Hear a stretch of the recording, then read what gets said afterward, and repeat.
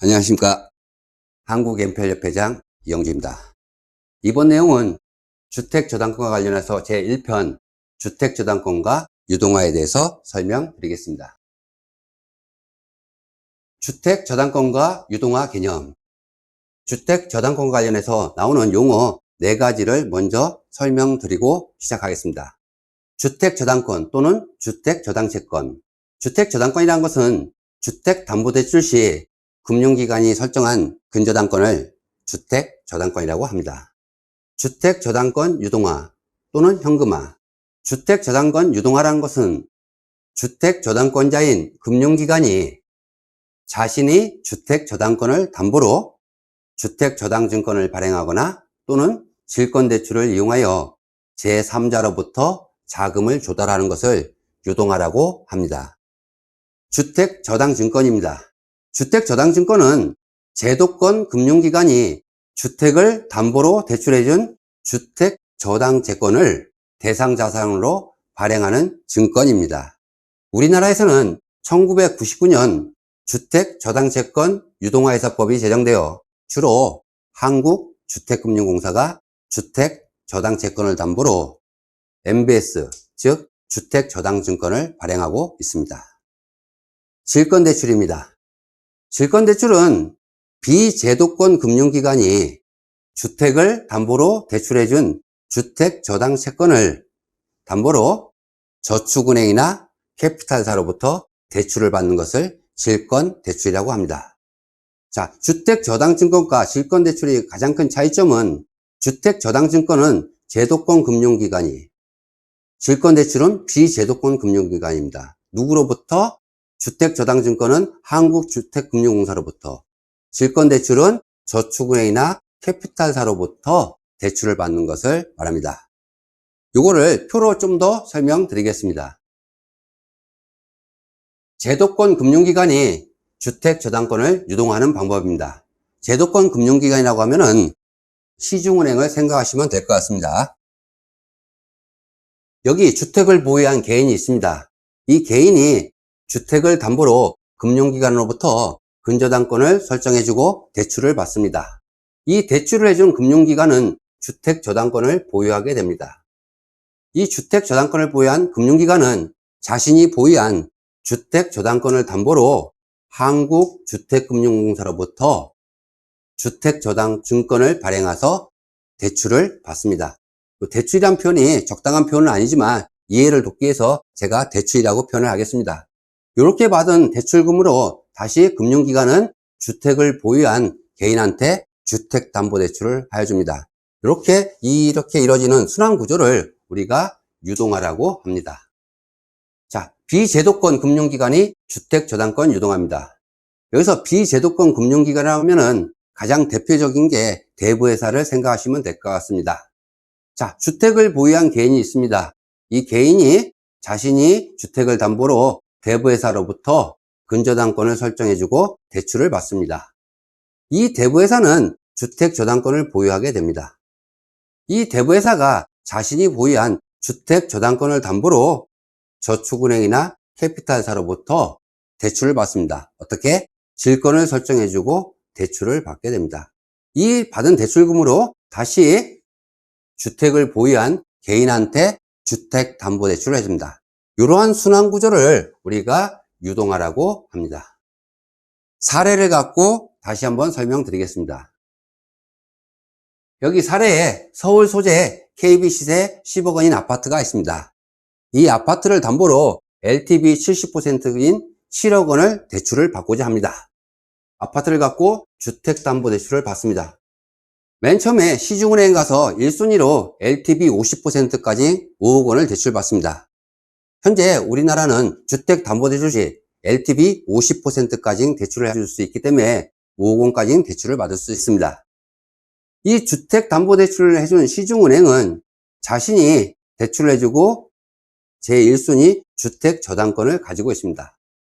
이 시중은행도 자신이 자금이 부족한 경우 주택저당권을 담보로 한국주택금융공사로부터 주택저당증권을 발행하여 대출을 받을 수가 있습니다.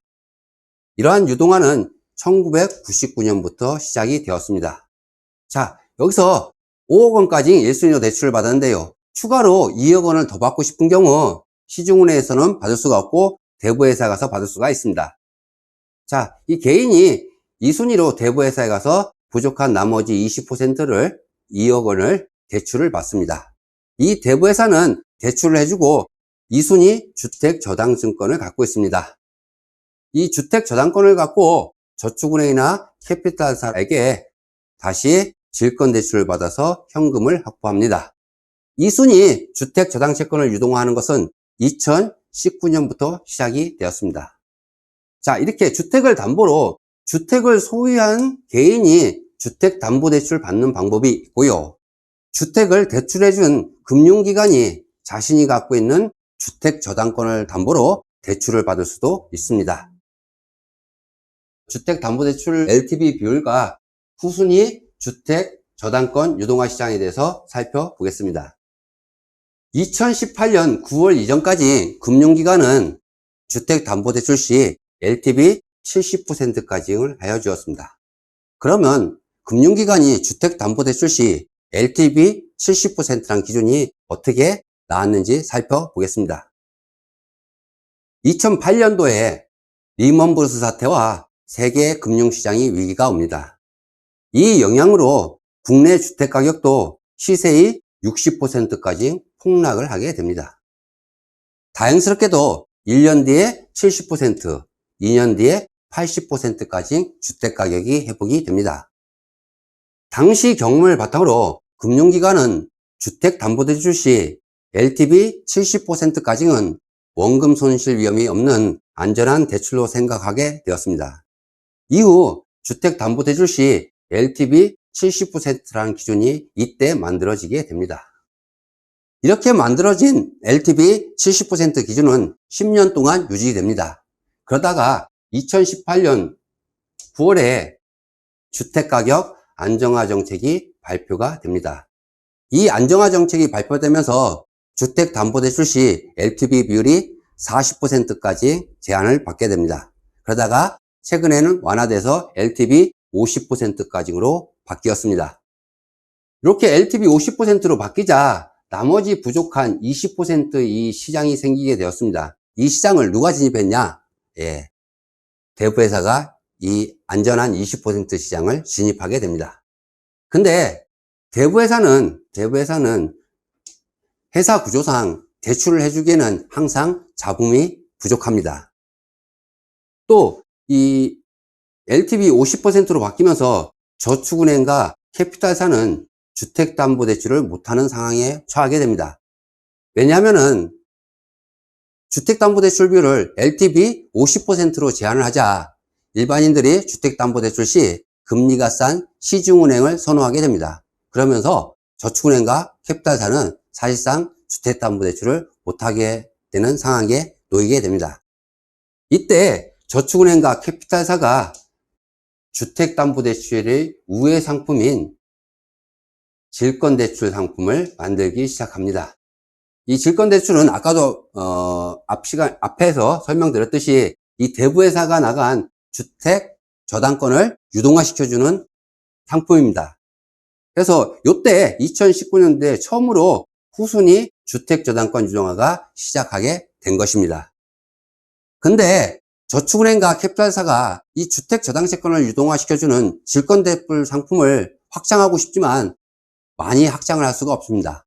왜냐하면 금융감독원에서 규제를 하게 됩니다. 이 금융감독원에서는 제도권 금융기관이 대부회사한테 대출을 해주는 것을 상당히 안 좋게 봅니다. 따라서 저축은행과 캐피탈사도 이 후순위 주택저당권을 유동화시켜주는 질권대출을 확장하고 싶지만 많은 제약이 따르기 때문에 충분히 해줄 수가 없습니다. 이 시장에 뛰어든 게 가죽법인을 만든 투자자들이 이 시장에 뛰어듭니다. 근데 문제가 한 가지가 있습니다. 이 가죽법인은 저축은행이라든지 캐피탈사는 여신 기능을 갖고 있기 때문에 질권 대출을 해주는데 문제가 없지만 일반 가죽법인은 여신 기능이 없기 때문에 질권 대출을 할 수가 없습니다. 따라서 이 가죽법인이 질권 대출을 하기 위해서는 대부업을 등록해야 됩니다. 그래서 대부회사를 만들어야 됩니다. 이 가죽법인을 대부회사로 만들으라고 하면 대부분들이 좀 난색을 표합니다. 가죽법인 레벨이 좀 떨어지는 것 같다고, 대부회사를 만드니까. 근데 이 가죽법인을 만들어서요, 이 주택저당채권에 투자하는 것은 가죽법인 레벨을 떨어뜨리는 게 아니라 가죽법인 레벨을 확 끌어올리는 겁니다. 한 서너 단계. 왜냐하면 이 상품을 원래 취급하던 사람이 누구입니까? 정부 투자기관인 한국주택금융공사가 이 상품을 취급하던 상품이었습니다. 근데 LTV가 50%로 제한되자 50%까지만 한국주택금융공사가 취급하고 있기 때문이죠. 그리고 이 시장을 저축은행과 캐피탈사가 들어온 것입니다. 이 시장에 자본금 5천만 원짜리 신규 가죽법인이 이 상품을 투자하는 겁니다. 그러니 가죽법인이 레벨이 떨어지는 게 아니고요, 한국주택금융공사나 또는 저축은행, 캐피탈같이 금융기관하고 같이 같은 상품을 취급한다고 생각하시면 됩니다. 따라서 가죽법인 레벨이 쫙쫙 올라가겠죠. 예. 상당히 이 주택저당채권 투자는 레벨이 높은 투자 상품입니다. 그러면 이 상품을 갖다가 왜 다른 사람들은 안 하고 있을까? 그 이유는 딱 한 가지입니다. 대부분의 사람들은 주택저당채권을 유동화하는 것은 한국주택금융공사만 하는 거로 알고 있기 때문입니다. 원칙적으로 2018년 이전까지는 한국주택금융공사만 이 주택저당채권을 유동화를 시켜줬습니다. 그러다가 LTV 50% 제한이 생기고 요 뒷부분에 대해서 투자 상품이 나오면서 후순위 주택저당채권 유동화 상품이 2019년도부터 출시가 된 것입니다. 여기까지 주택저당권과 관련해서 제1편 주택저당권과 유동화에 대해서 살펴보았습니다. 제2편에서 주택저당권과 질권대출에 대해서 좀 더 자세히 설명드리도록 하겠습니다. 감사합니다.